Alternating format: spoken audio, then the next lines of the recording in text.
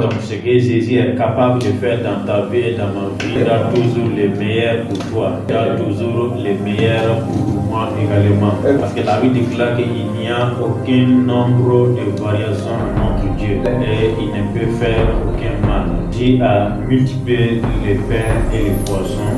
Et nous voyons ce passage dans Luc chapitre 9. Ça ne veut pas aussi dire qu'il va multiplier les pains et les poissons pour nous. Nous parlons de cela pour dire que Jésus est capable de faire des multiplications, multiplier la bénédiction dans ta vie. Il peut multiplier la santé dans ta vie et te rassasier de longs jours. Jésus est le Dieu de multiplication. Troisièmement, nous voyons que Jésus chasse les démons. Luc chapitre 8.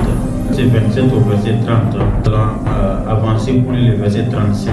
La Bible déclare cet homme était habité par une légion de démons, plusieurs dans le corps de cette personne. Quand on parle d'une légion, ça commence à 1000, 2000, 3000, 5000 jusqu'à 6000. Donc il y avait plus de 2000 démons dans la vie de cette personne.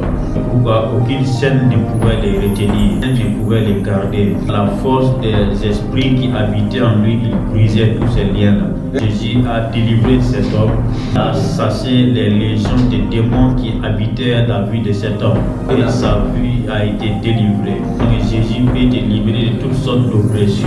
Jésus libère de toutes sortes d'oppressions de l'ennemi. Et que les démons avaient longtemps pris le contrôle de la vie de cet homme, Jésus venait de libérer. Quel qu'en soit le temps que le diable a pris pour dominer ta vie, de garder captif de sa souffrance, captif de sa maladie. La solution c'est Jésus. Ce soir, je t'annonce que Jésus peut te délivrer de tous ces œuvres de ténèbres, délivrer de tous les œuvres de ces démons. Que ta vie soit libre, ta famille soit libre, de toute oppression de l'ennemi. Car Jésus chasse les démons. Il a dit aussi à ses disciples d'aller en son nom et de chasser toutes sortes de démons. L'autre point suivant que Jésus ressuscite les morts. Le chapitre 5, le verset 39 et le verset 40. Il l'a saisi par la main et lui dit Talita Kumi, qui veut dire jeune fille, lève-toi, je te le dis. Aussitôt la jeune fille se leva et se mit à marcher. La vie dit que cet enfant de 12 ans qui était morte a été ramené à la vie par Jésus-Christ. Sans savoir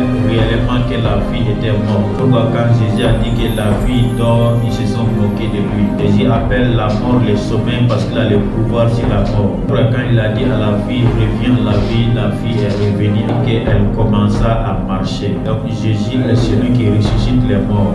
Ce n'est pas ce qui est mort dans ta vie, c'est celui qui amène la vie. Quand nous parlons de mort, il y a beaucoup de sortes de morts.